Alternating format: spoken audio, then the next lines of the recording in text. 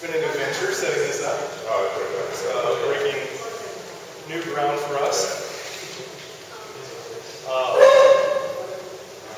This week, a lot of thanks to Armin Artiros, who is not on the island right now, but he was the one who started the group on this Nexus, from which we spawned. We started that group. We had about 15 members, and our co-founder Calvin got a referral from the Military Association of Atheist and Freethinkers to meet up. And we collaborated to start a meetup group, and it's been amazing ever since. It'll be a year on the 18th, and we have over 143 members already. If we count those who have left from attrition, closer to 160. This is our 25th meetup in less than a year. And we've got a great wide variety of members. We've got everyone from conservatives to far liberal, agnostics to militant atheists. And the wonderful thing has been that everybody gets along and kind of rallies around a common cause for us. Gathering around it and joining for secular values. Primarily, we're here just to give you community. You don't really feel like going to church, so we're going to be that for you. We're not going to make you come in and whatever you want. We're all fairly individualistic, which is kind of what makes us who we are to start with.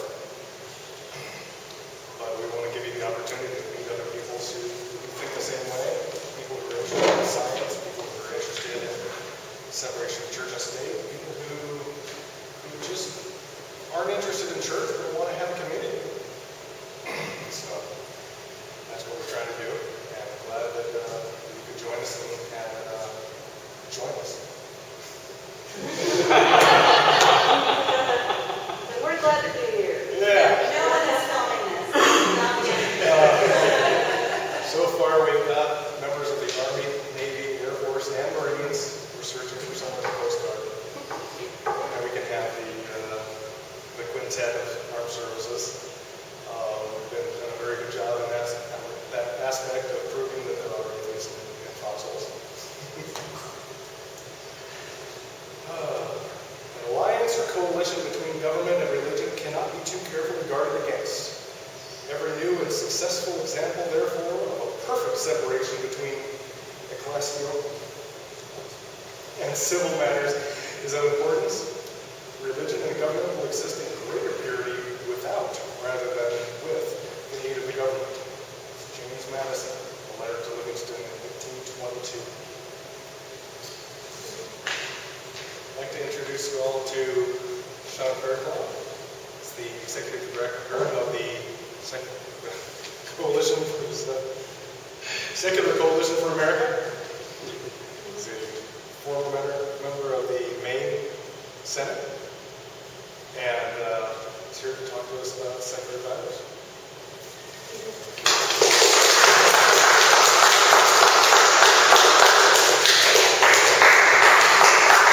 Let's give a round of applause right here for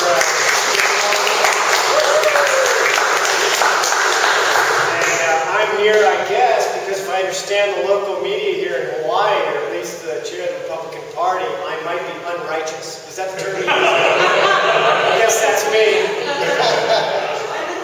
Or maybe we're righteous, who knows? And I also want to thank my friends from the University of Hawaii, because they understand a lot about science, as I understand it. And I really appreciate their help. And I am your employee. That's what I am. I am your lobbyist in Washington, D.C. I served 10 years in the Maine legislature, and I got the great opportunity to work as a lawyer for something I actually believe in, and that is for you. I work for you to lobby for separation of church and state, for secular values, for the acceptance of non-theistic Americans in Washington, D.C., and I couldn't be prouder of having this job. And I'd also say to you, I guess we got all four branches of the Armed Services here today. Thank you. Thank you for coming out. I also want to say, I traveled in a sense I live in D.C. now, but come from Maine, and I had to come all the way to Hawaii, because here today we are holding, why don't you stand up, Michael? Michael right here, Michael there he is. We are the meeting of the University of Notre Dame Secular Community. I know we both have Notre Dame degrees, we're both secular, you don't see that too often. I had to come to Hawaii. To meet up with a fellow Notre Dame secularists. So I want to talk to you about what we do in Washington. I want to talk to you about our values, but I got to say I'm a new guy, a new kid on the block. Even though I grew up in Southern California, I spent 10 years in politics in Maine, and I'm a small town guy. Bangor, Maine is a small town place. I represented a guy you may have heard of, Stephen King, in the Maine legislature. And some people think that Stephen King is a scary guy because he writes about demons. But in this job, I learned about Governor Jindal of Louisiana, who specifically says he believes in demons. Which is scarier? You tell me. Which is scarier? Stephen King just writes about it. He doesn't say he actually believes in the existence. So I learned a lot in this job. I went out to, some of you may have heard of P.Z. Myers. I went out with him to the Creation Museum in Kentucky. I tell you what, I learned a lot. I learned a lot there because I learned how those dinosaurs got on the ark. You know how? Because they were baby dinosaurs. I am not making this up because it is on a plaque, so it's got to be true. It's got to be true. It's amazing the stuff you learn. I went down and gave a speech in Louisiana. And for me as a guy from Maine, I'm going to Louisiana, thinking, they've dealt with such important issues, but down there they've got Senator Vitter from Louisiana. Now he's a classic guy, but he's the guy, he's the one who will lecture you about your sex life while he's having sex with the prostitutes at the Mayflower Hotel around the corner from my office in D.C. I mean, I'm sort of libertarian. I don't mind, the prostitutes at Mayflower, but I don't want to be judged by somebody who's giving me that routine, okay? But that's not all. Senator Vitter, one of the 535, by the way, who makes decisions for 300 million Americans, he said, and I'm not making this up, he said that opposing gay marriage was so important that it would be as if Katrina and Rita were to get together. And I'm thinking Louisiana, aren't hurricanes kind of important in Louisiana? And then the next thing I'm thinking is Katrina and Rita get together, two females? We should be pretty bummed about that. I don't know if it's not that true. I went and I gave a speech in Des Moines, Iowa. And in Des Moines, Iowa, they did this very scary thing. They put up a sign on a bus that said, "You can be good without God." And there was this whole controversy. They tore down the sign, and they put the sign back up, and then they tore it down and put it back up, and back and forth. And they asked the governor of the state of Iowa, who, by the way, is a Democrat, and they said, "Governor, do these atheists have free speech rights?" And the governor said, "I don't know. I'll have to get back to you." And I'm thinking, I sort of remember this 8th grade civics class I took. I thought that was part of it, right? We have another one of the 535 who make decisions for 300 million Americans. 535 people. One is Lynn Westmoreland from Georgia. You may have heard of this guy. He's the one who introduced the resolution that said you have to have the 10 Commandments posted in the U.S. House and the U.S. Senate. And they said, well, why? And he said, well, because you have to have it posted in a judicial body. Again, 8th grade civics, legislative branch, judicial branch. This guy's in Congress. He doesn't know the difference. It's scary to me. So, of course, Stephen Colbert invites him on his show and says, all right, 10 Commandments, very important. Name them. He couldn't get to 5. Commandments, that's how important we thought it was. I mean, this is where it's going. Paul Brewer, another representative, okay? This guy said, he introduced a resolution in Congress, one of the 535 again, that said that 2010 had to be the year of the Bible. And I'm thinking, does that mean 2011 is the year of the Quran? What are the rules here with this? How how does this whole reasoning work? So we get some interesting guys. And here's another. This guy's one of my favorites. Representative John Shimkus from Illinois. I may not have heard of Representative Shimkus. He's one of the 535 who make decisions for all the rest of us.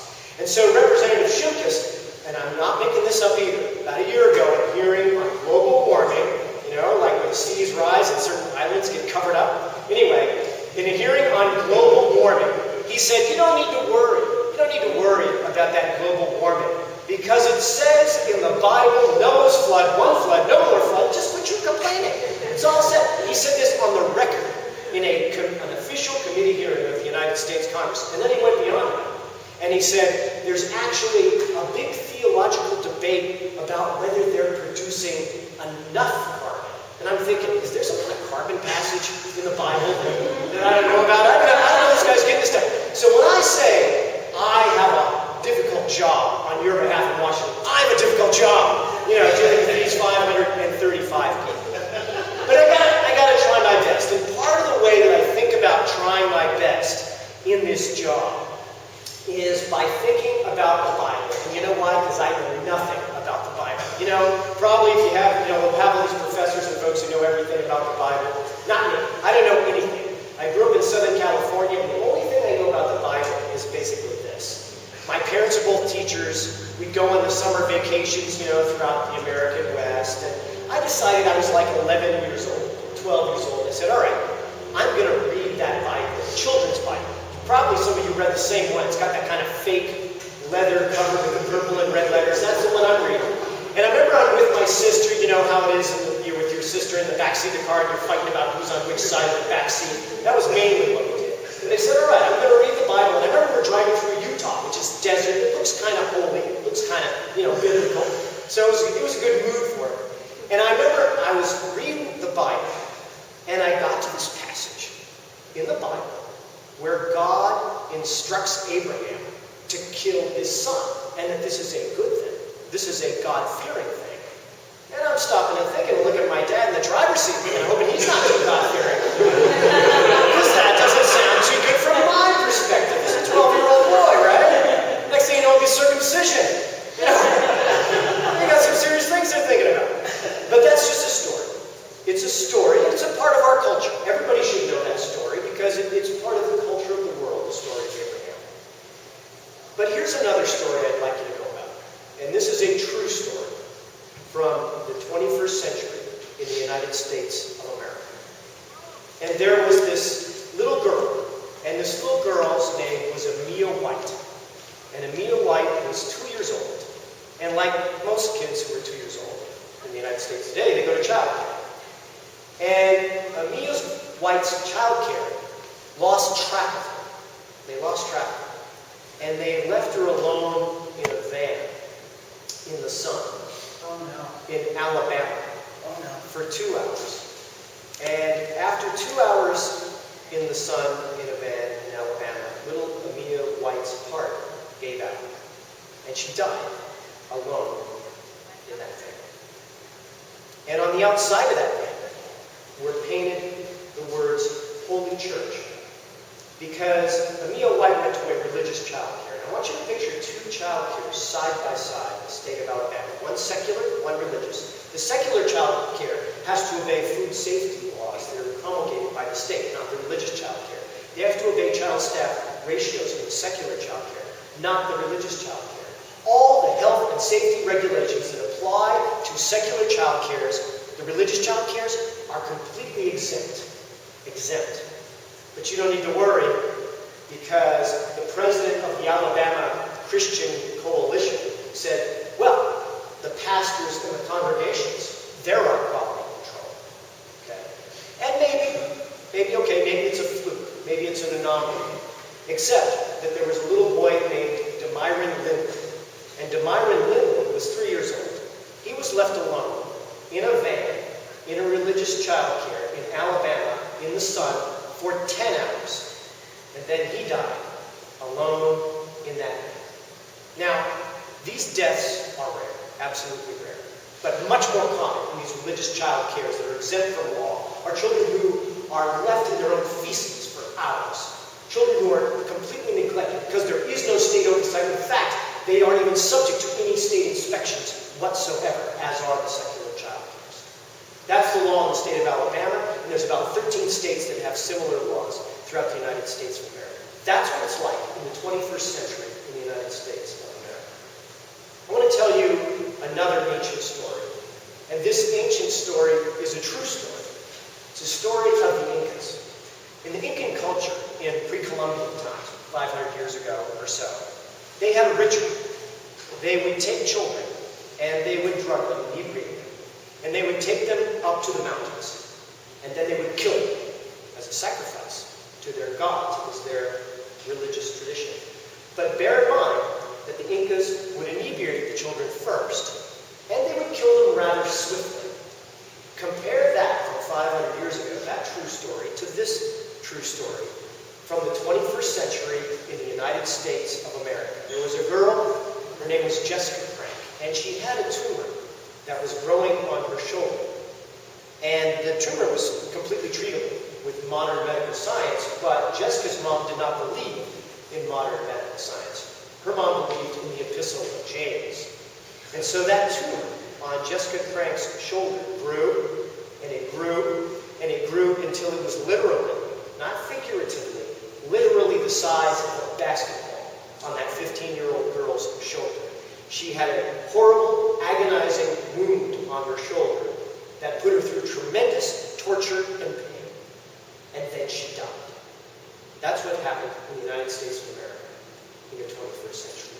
You know, we hear about the right to life groups. The right to life groups speaking about their issues. All right, fair enough. Where were the right to life groups on this issue when it's as the result of lobbying by religious groups for so-called faith healing on state legislators who pass laws, not in a couple states, but almost 40 states have laws that exempt or partially exempt religious, so-called religious parents, if they say they're faith healers, from the laws that all the rest of us have to obey. That's the situation in the United States of America today. You know, I bet you there's probably people in this room who spoke out, and I thank you if you did so, spoke out against torture at Abu Ghraib. And I'm glad of it. But you know what? No torture, zero torture that happened at Abu Ghraib was as horrible and agonizing and as painful as what Jessica Crank experienced in the United States of America, where other people protesting about this issue. We need to be speaking out. You know, when one or two people can decide someone else's life. You know, we heard the former governor of Alaska talking about death panels with regard to health care. Well, these are real death panels where lives are in the balance and people die as a result. Those are the real death panels, and I do not hear the former governor of the state of Alaska speaking out about this moral issue and what we should do for someone who is now born and who needs our help. I'm going to give you a third form of religiously based child abuse. This one is probably the one that you're most commonly familiar with. And I'll take it from my region in New England. There was a priest. And this priest was someone who had expressed his support for the concepts of the man-boy love association. Now, I'm going to go out on a limb here and say that I think that's a bad thing. That's just not a big fan of the man-boy love association. But that can happen. I started a children's museum in Maine. You can have employees, and you can have employees with serious problems. So that's not the issue. The issue was that his employer, this priest's employer, Bishop Daly, knew that his employee had expressed these views as he transferred his employee from parish A to parish B to parish C. Could you imagine the lawsuit I would face if I had done that with the children's museum that I had started? All the children that were in danger in those different parishes along the way. And what you'll hear, because their lawyers will say this, you have to sort of like walk through a looking glass here with me, but what their lawyers will say, the church's lawyers will say, is that that's part of our First Amendment Free Expression Clause right to keep secret our internal employee decisions about where we place these priests in different parishes. It's our expression clause right to keep something secret. I don't know. I don't know if that makes sense to me. But what I do know that makes sense to me is it was hard for me. As someone from the state of Maine, because let me tell you, the state of Maine, Catholic churches all over the state of Maine, and you know what the one issue they handed out flyers regarding at our churches, our Catholic churches in the state of Maine? The one issue. Could have chosen starving children in Africa. Could have chosen children with disadvantages in the United States. The one issue was they're handing out flyers at the parish against gay marriage. How can you think that and at the same time be making those same decisions and having your lawyers make those same assertions about pedophiles that you're aware of and transferring them through different parishes in the United States? That is a real moral question. But you know what they'll always say? Every time they'll always say, well, First Amendment, free expression clause, right? That's our right. There's only one problem with that. It's false. It's dead false. The United States Supreme Court of Prince versus Massachusetts, 1943, makes clear there is no First Amendment free expression clause right to place any child in a situation of ill health or death. How did we get here? How did we get in this situation in society? Well, John Witt, who's at the Center for Study of Separation of Church and State at Emory University, says, unfortunately, separation of church and state is no longer the law of the land in the United States of America today. And you know Rush Limbaugh. Rush Limbaugh will talk about affirmative action. And he will say, well, affirmative action, that is just special rights. That's all affirmative action is special rights. And we at Secular Coalition for America, we don't take a position one way or the other on affirmative action per se. But you got to admit, at least there's an argument. In the case of African Americans, with the centuries upon centuries of slavery, followed by violations of civil rights, that there's a reasonable argument for affirmative action. But what if in a society, you've got so-called special rights for the likes of Billy Graham? Billy Graham and his son, Franklin Graham. Billy Graham, who was the #1 fundamentalist preacher of the 20th century. Billy Graham, who said during the Vietnam War that his Vietnam policy was, and I quote, to bring fire upon the earth. That Billy Graham and his multi-million-dollar organization, do they have special rights in America today? Yes. Yes, they do. Rick Warren. We all remember Rick Warren of the inaugural thing. Rick Warren, who compared Terry Schiavo's husband to a Nazi. That Rick Warren.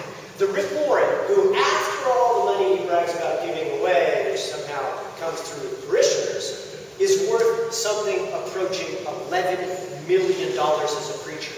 That Rick Warren and his multi-million-dollar organization, are they given special rights in America today? Yes. Yes, they are given special rights in America today. Or take Ted Haggard. We remember Ted Haggard. He's the one who would lecture you against gay sex while having gay sex on meth. That Ted Haggard. He and his multi-million-dollar organization, do they have special rights in America today? Yes. Yes, they've got special rights.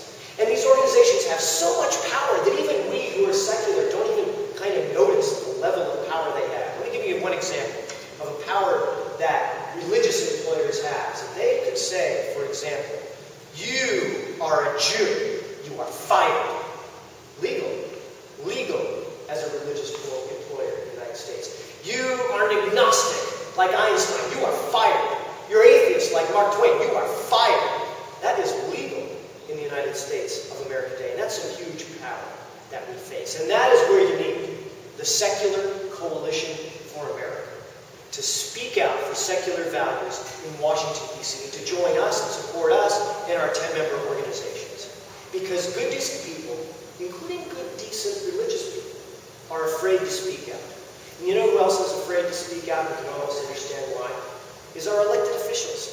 They are in a society where they feel uncomfortable speaking in good conscience if they inside believe in a sense of good conscience. And I want to give you an example of what I do. We're going to all pretend that we are political consultants in this room. And I was majority whip of my legislature, so it was my job to recruit candidates, to try to encourage them to run, and then to help them with their campaigns. So I know something about this political consulting business. And we're going to have a candidate that we're going to run for Congress. We picked this woman in the back row there who has the glasses and the lovely tattoo. You are a candidate. Stand up, round of applause. We're going to run you for the United States Congress. Thank you for running. And the first thing we're going to do, to help you with your campaign is Google the bejesus out of you. Because that's what you do. Is you do opposition research on your own candidate so you can know in advance, do you have any little John Edwards kind of stuff? Just ask asking, just trying to find out in advance because it's going to come out in the paper later. So, we're just trying to help. Just don't take it personally. But we did some Googling around. And we found some quotes from you. Quote number 1. The clergy dreads the advance of science as witches do the approach of daylight. Kind of harsh. You know. Quote number 2. Religions are all alike, founded upon fables and mythologies. You didn't really take diplomacy in school. No. Quote number 3. Christianity is our particular superstition. Wow. Harsh. In the real world, if we're talking about the real world in 2010, what are we going to say to a candidate for the United States Congress with those kinds of quotes on their record? Well, I can tell you what we'd say. Thank you for coming in. Thank you for coming in. You can leave the $10,000 check with the receptionist. Appreciate you stopping by. Maybe you can have a career as an accountant candidate, Thomas Jefferson, because every quote was from Thomas Jefferson. Every quote. Thomas Jefferson, who was one of our greatest presidents. We might lose him. We might lose him as a candidate today. We might lose the author of the Declaration of Independence because he dared to think independently. Think about it. This is a guy who's been dead almost 200 years and wore a powdered wig. His thinking is more modern than American politics today. That is the situation we're in the United States of America, and it's kind of a scary situation. How did we get here? Well, let me give you one clue. The 1984 Republican Convention, of course, opened with a prayer, so there's thousands watching in the hall and millions watching on TV. And here's what the minister said, quote, "There is no such thing as the separation of church and state. It is the figment in the imagination of infidels." Infidels like, I guess, Thomas Jefferson, the author of the phrase, separation of church and state. Now consider this quote. "In no instances have the churches been the guardians of the liberties of the people." James Madison. James Madison, the father of the Constitution. Now I want to say something about Madison and Jefferson, all right? Because Jefferson was tall, he was handsome, he could play the violin, the chicks really were on him, right? Madison, short, pot-bellied, kind of balding, not too hot. He was my man. Love James Madison, guy rocks. And let me tell you what I mean about Madison, because it's true. Jefferson said separation of church and state. Madison, the father of the Constitution, said, quote, total separation of church and state. And he meant what he said, and he meant it as President of the United States. Recently, some of us were kind of pleased, right, because President Obama made less of a big deal about the National Day of Prayer than did his predecessor in office. James Madison opposed the existence of government-sponsored days of prayer. Didn't think they were right. That's what the father of the Constitution believed. The Secular Coalition for America, we are lobbying on your behalf right now to stop proselytizing within the United States military, to stop what's going on in our military chaplains who are fundamentalists who proselytize to others, or any other faith that start proselytizing to others. James Madison wrote that he didn't believe there should be chaplains at the opening of the legislative session. He thought it led to majority tyranny. And of course, James Madison was right. The Secular Coalition for America, we are lobbying right now on your behalf to stop funding for so-called faith-based initiatives.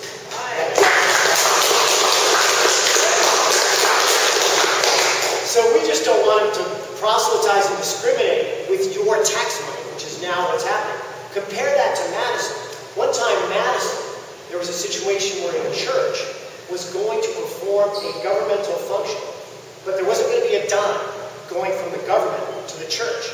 And James Madison, he said, no, not even when there's not a dime passing between the two, still too much of an intermingling of church and state.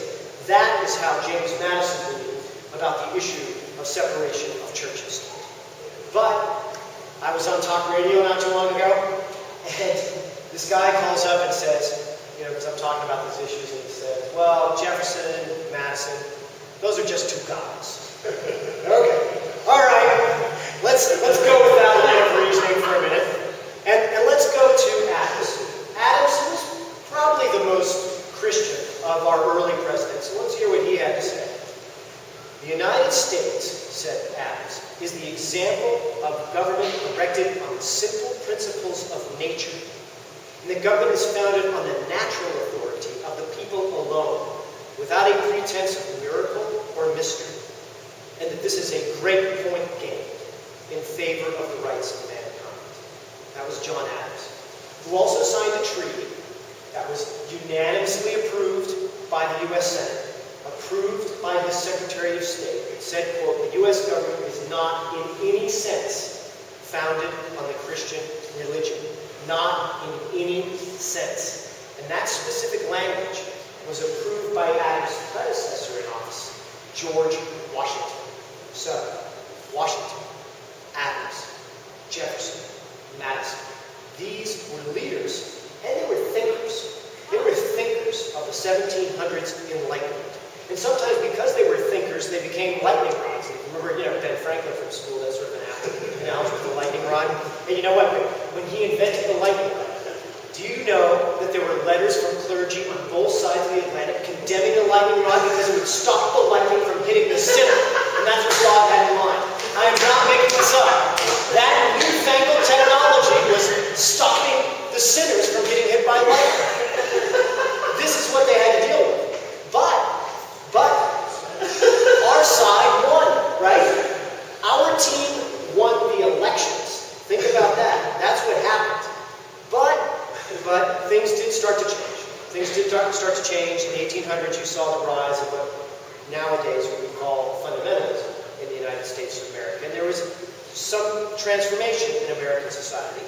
And some of the young, ambitious politicians, however, didn't get the memo to kind of, zip their lip. One young politician wrote, "The Bible is not my book, nor Christianity my profession." That would be Abraham Lincoln, the savior of the Union, who never joined a church, who his best friend and law partner said died an unbeliever. Now, I don't know whether Abe Lincoln was a believer or not believer. It doesn't matter to me.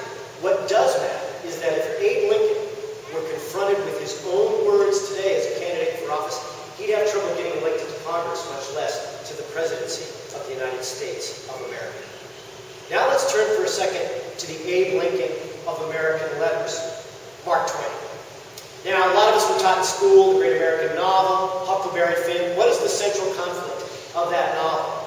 It's that Jim is trying to escape slavery, and Huck is going to help his friend Jim escape slavery. He makes that big decision, and it's a very big decision for Huck. Why? Because he knows that he will burn in hell forever based on clear church teaching. But Mark Twain was no less clear. Mark Twain said, and I quote, "If there is a God, he is a malign thug." It's Mark Twain. Mark Twain said, "I cannot see how a man of any large degree of humorous perception can ever be religious." Now, I'm not saying that everybody has to agree with Mark Twain, but what I am saying is that Mark Twain has to be included. He has to be included as part of the American fabric. And one person who believed very strongly that people like Twain should be included was Jack Kennedy. Jack Kennedy was probably the strongest church-state separationist of any president after Madison. And yep, Jack Kennedy went to Mass every Sunday, maybe because of stuff that was going on Saturday night. I don't know why. But I take him at his word. He was good. He was good on church-state separation. Very clear. Jack Kennedy said, and in fact he said it 40 years ago the other day. He said, quote, "America is where every man has the same right to attend or not attend the church of his choice." And Kennedy said, "No church or church school shall be granted any public funds or political preference." Contrast Jack Kennedy's policies with what we've seen in the last 30 to 40 years in the United States of America. In that situation, we saw where we had the Golden Christian School in Cleveland, Ohio, where the curriculum, with our tax money, consisted solely of watching videotapes. That's a good use of our tax money. I think we can say that President Kennedy was right. No government money for religious schools. But I also say that in our government-funded schools, we should absolutely teach the Bible. Absolutely. We should teach the Quran, no doubt about it, and we should teach the Constitution of the United States of America. And have the children ask themselves, which of these documents evolves, which changes over time, and which are embedded in barbaric viciousness and violence and vindictiveness. Let's make sure that America is made safe for the ideas of people like Twain and Einstein. And let's make sure that politics are made safe for the ideas of people like Jefferson and Madison. And let's follow two golden rules. First golden rule, do not to your neighbor what you would take ill from him. Now, you've heard a similar quote attributed to Jesus Christ, good for Jesus Christ, but that quote came from Pittacus, the Greek philosopher, 5 centuries before Christ. A second golden rule is the Constitution of the United States of America, in particular, Article 6, Section 3. Officials shall, quote, be bound to support the Constitution, but that no religious test shall ever be required as a qualification to any office or public trust under these United States. See, the beauty of our Constitution was that it was designed based on a theory of evolution. The Bible and the Quran, they reject evolution, not just in a scientific sense. They reject evolution in a humanistic sense. No matter what new things we learn, no matter what new information we get, no matter what greater compassion we gain in the human experience, those documents are cast in stone. Blacks, women, gay people. Sorry, your application was received 2,000 years too late. Too bad for you. That's how those documents work. But Madison's genius was his humbleness. It was his humbleness to understand what he knew in 1787 wasn't all there was to know, and to let things evolve. You know, I say that Darwin and Einstein, they wrote the real books of Revelation. If you can understand that biblical book, Revelation, by the way, let me know, because it includes what they are talking about. But real books of Revelation were Darwin and Einstein. Why? Because they gave us new and elegant and marvelous and realistic ways of looking at our world. And just as dramatically, and just as importantly, you saw that Madison gave us a new way of looking at how human beings interact with each other. And Einstein, he showed us that light bends. And we saw that Madison showed us that the light of justice bends.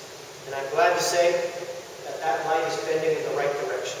You know, 7% of Americans who are 65 and older report some kind of naturalistic or scientific worldview.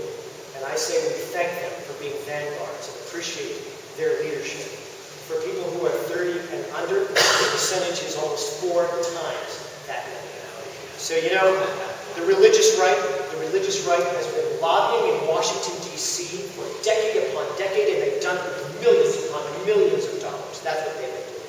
We, the Secular Coalition for America, we've existed for barely 5 years, but we have justice and we have the trends on our side.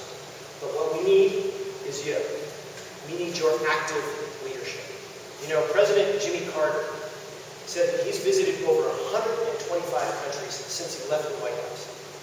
And he's noted that in all these countries he travels to, the people, not the government, average people, just start singing John Lennon's song, Imagine, on equal basis with the anthems of their respective nations. The people know the words. They know the words to John Lennon's song. And I say that Madison, who was a lawyer, and John Lennon, who was a poet, became increasingly concerned in their lives about how human beings interact with each other and to improve that interaction. To, as the Greeks said, tame the savageness of man and make gentle the life of this world. And you see that Madison imagined a constitution that was a mechanism for ever-increasing justice and inclusion, And John Lennon's Imagine constitutes a vision of a greater world for which each passing generation has a greater passion. But our efforts are not yet equal to that great vision. In the scripture, God does instruct Abraham to kill his son. And we should remember that story. But we should also remember the story of that 2-year-old Amia White dying alone in that van. We should remember the story of Jessica Crank and that horrible, hideous, needless tumor growing on her shoulder. We cannot sit silently while a modern Abraham is instructed to kill their own child, authorized to kill their own child, not in this century, not with our laws, and not under our Constitution. It was the vicious Joe McCarthy era that foisted upon us the phrase, one nation under God, when what we've always really been is one nation under the Constitution. It is time to rejuvenate, it is time to reinvigorate the vision of Jefferson and Madison as one nation under the Constitution. And that is what Secular Coalition for America is all about. You know, Helen Keller is someone who is a non-believer. She lived her life as a non-believer. She was someone who overcame great adversity. And she said that life is either a great adventure or it is nothing at all. And she lived that adventure, overcoming great adversity. And I'm telling you that I am dedicating my life to this secular cause. And I'm asking everyone in this room to devote a part of your day, every day, to helping us return to the secular heritage of this nation. And the stories that I've talked about are about changing America, but they're not just stories, though they are true stories. We are going to tell the story of how, in this decade, I have a modest plan to take over America. I'm hoping you're going to help me.